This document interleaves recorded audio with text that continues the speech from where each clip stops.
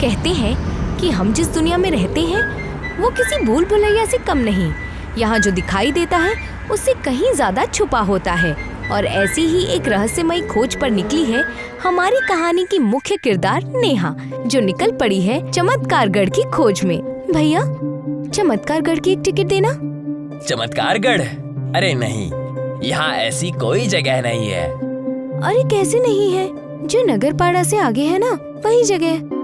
अरे नगरपाड़ा के आगे तो सिर्फ जंगल है और कुछ नहीं। कंडक्टर की बात सुनकर नेहा थोड़ा घबरा गई, लेकिन इसमें गलती उसकी नहीं थी। दरअसल चमत्कारगढ़ शहर से बहुत दूर एक घने जंगल में छिपा हुआ गांव था, जिसके बारे में कोई कुछ नहीं जानता था। यहाँ तक कि भारत के नक्शे पर भी उसका कोई नामो निशान नहीं था। कहा जाता है कि उस गांव को एक श्राप मिला था कि उसका नाम और अस्तित्व इस दुनिया से मिट जाएगा। लेकिन भूगोल शास्त्र की पढ़ाई कर रही नेहा अपने एक प्रोजेक्ट पर काम करते समय इस गांव के बारे में पता चला और उसने ठान लिया था कि वो इस गांव को खोज निकालेगी और इस श्राप के राज को सुलझा कर रहेगी। घंटों के सफर के बाद नेहा नगरपाड़ा पहुंच गई। चलो ये भी सही है, मैं यहाँ तक तो पहुंच ही गई। अब जैसे तैसे मुझे चमत्कारगढ़ को ढूंढना होगा। नेहा बिना कुछ सोचे समझे रात के अंधेरे में ही जंगल की ओर चल पड़ी। जैसे जैसे वो अंदर बढ़ती गई, अंधेरा और घना होता गया। चारों ओर खामोशी थी। तभी उसे अचानक कोई हलचल महसूस हुई। कौन है? देखो, मैं फिर पूछ रही हूँ, कौन है? मेरे सामने आओ। लेकिन नेहा को कोई जवाब नहीं मिला। तभी अचानक दरख्तों से बहुत सारे फल अपने आप गिरने लगे और नेहा की ओर बरसने लगे। नेहा डर के मारे चिल्ला उठी, बचाओ बचाओ, ये मेरे साथ क्या हो रहा है? कोई तो है, ये भूत है, भूत। डर के मारे नेहा की हालत बिगड़ने लगी। वो जैसे तैसे उन गिरते फलों से बचने लगी। इसी बीच एक बोलता हुआ कौवा उसकी ओर उड़ता हुआ आया और जैसे ही वो कौवा आया, फलों की बरसात रुक गई। बड़ी ही जिद्दी हो तुम बोल सकते हो? मैं चाहूँ तो तुम्हें अभी इस जंगल से बाहर फेंक सकता हूँ, क्योंकि मैं यहाँ का रखवाला हूँ। लेकिन पहले मुझे ये जानना है कि तुम जंगल में क्यों आई हो। कौवे की बात सुनकर नेहा और भी डर गई, लेकिन फिर उसने बहादुरी दिखाई और उसे सब कुछ बता दिया। देखो, मैं जानती हूँ कि यहाँ पर एक चमत्कारगढ़ नाम का एक गांव है जो सालों से किसी श्राप में फंसा हुआ है। मैं बस उसी गांव को खोजना चाहती हूँ और उसे भारत के नक्शे पर उसकी असली जगह लौटाना चाहती हूँ। नेहा की बात सुनकर उस उड़ते हुए कौवे ने उस पर यकीन कर लिया। उसे नेहा का मकसद सच्चा लगा। वो चुपचाप उड़कर नेहा के कंधे पर बैठ गया और कोई मंत्र पढ़ने लगा। ओम भौकल्य नमः, ओम भौकल्य नमः। तभी तेज हवा चलने लगी और नेहा ने देखा कि उसके पैरों के नीचे एक वृत्ताकार चिन्ह बनता जा रहा है और देखते ही देखते जमीन पर एक दरवाजा खुल गया। नेहा कौवे के साथ नीचे खिंची चालने लगी। ये सब क्या हो रहा है? कुछ ही देर में नेहा गिरती हुई एक सुनहरी सी धरती पर आ गई और उसने देखा कि वो अब चमत्कारगढ़ में पहुंच चुकी है। चारों ओर हरियाली थी, लंबी नदियां बह रही थी, चिड़िया और जानवर घूमकर और गाते थे, मानो कोई जादुई गांव हो। अरे ये क्या, हम पहुंच गए, हम पहुंच गए। ये इतना खुश होने की जरूरत नहीं है। अब बताओ, तुम यहाँ क्यों आई हो? हाँ, नहीं भूलूंगी। चलो अब अपना काम शुरू करते हैं। नेहा ने कौवे के साथ मिलकर अपनी खोज शुरू की। तभी उसे एक जवान आदमी मिला। अरे वो देखो, कोई है। सुनिए सुनिए सुनिए। नेहा दौड़ती हुई उस आदमी के पास पहुंची और वो चौंक गई।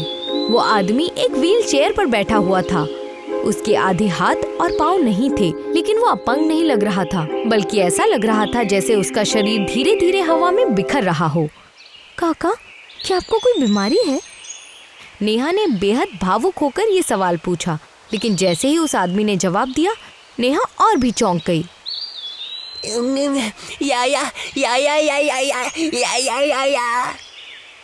अरे ये कौन सी भाषा है? ये तो मुझे भी नहीं पता। काका, अब ऐसे क्यों बोल रहे हैं? या या या या या या या या या या या या या। अब हमें कैसे पता चलेगा कि ये सब क्या है?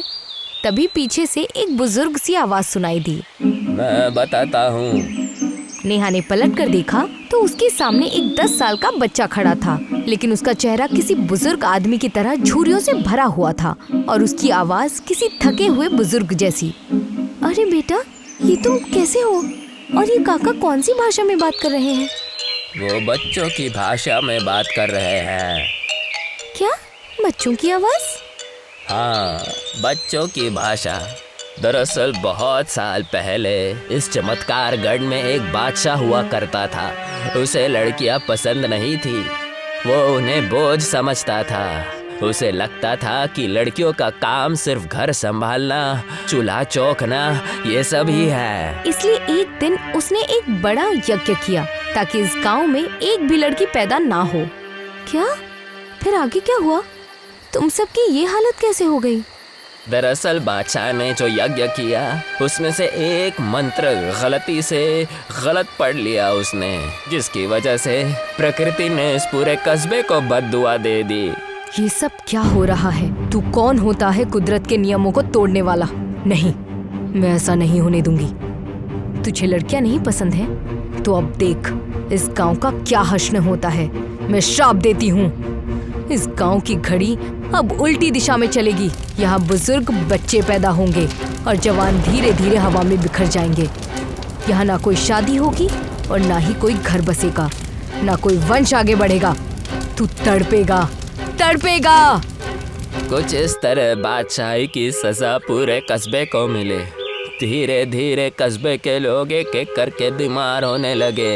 फिर शुरू हुआ ये अजीब दौर जहाँ बुजुर्ग बच्चे पैदा होने लगे और किसी माँ के पेट से नहीं बल्कि समंदर के लहरों से आते थे। उनके हाथ कांपते, आवाज धुंधलाती, घुटनों में दर्द होता। कस्बे के स्कूल की नर्सरी में बुजुर्ग बच्चे बैठते थे, टिफिन में च्यवनप्राश और घुटनों की पट्टी लाते थे। ये तो कुछ बेहद अजीब है। इतना ही नहीं, जैसे जैसे उनकी उम्र बढ़ती वो 30 की उम्र तक आते आते हट्टे कट्टे और स्मार्ट बन जाते। लेकिन 50 के बाद फिर से उनका जिस्म उल्टी दिशा में बढ़ता। फिर से घुटनों में दर्द, आवाज दुदलाती और आहिस्ते आहिस्ते वो रेंगने लगते। आखिर में जब वो पूरी तरह बच्चे बन जाते तो वो हवा में उड़कर राख में तब्दील होके लीन हो जाते। ये तो बहुत ही डरावना है पिंटू। न जाने तुम सब ने कितने सालों से कितना दर्द सहा है। मुझे भी नहीं पता, लेकिन तुम यहाँ कैसे आई? यहाँ तो लड़कियों का नामो निशान भी नहीं। हाँ, मैं असली दुनिया से आई हूँ तुम सबको इस श्राप से आज़ाद करने, लेकिन मुझे नहीं पता कि ये सब कैसे होगा।